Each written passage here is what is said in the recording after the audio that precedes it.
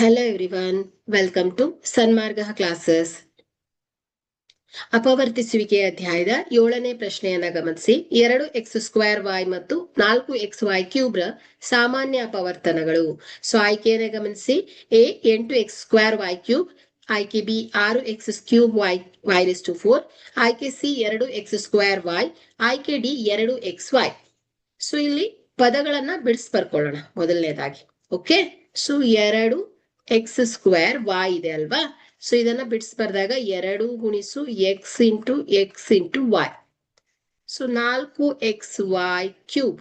So 2 ಗುಣಿಸು 2 2 4 ಗುಣಿಸು x into y into y.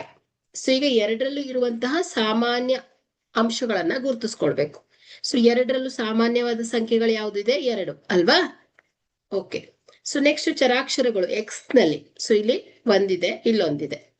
So y ಇಲ್ಲೊಂದಿದೆ, ಇಲ್ಲೊಂದಿದೆ. ಸೊ ಎರಡರಲ್ಲೂ ಸಾಮಾನ್ಯವಾಗಿ ಇರ್ಬೇಕು. ಓಕೆ, ಇಲ್ಲಿ 3 ಇದೆ, ಅಲ್ಲಿ ಒಂದೇ ಇದೆ. ಸೊ ಹಾಗಾಗಿ ಸಾಮಾನ್ಯವಾಗಿರೋದು ಒಂದಲ್ವಾ.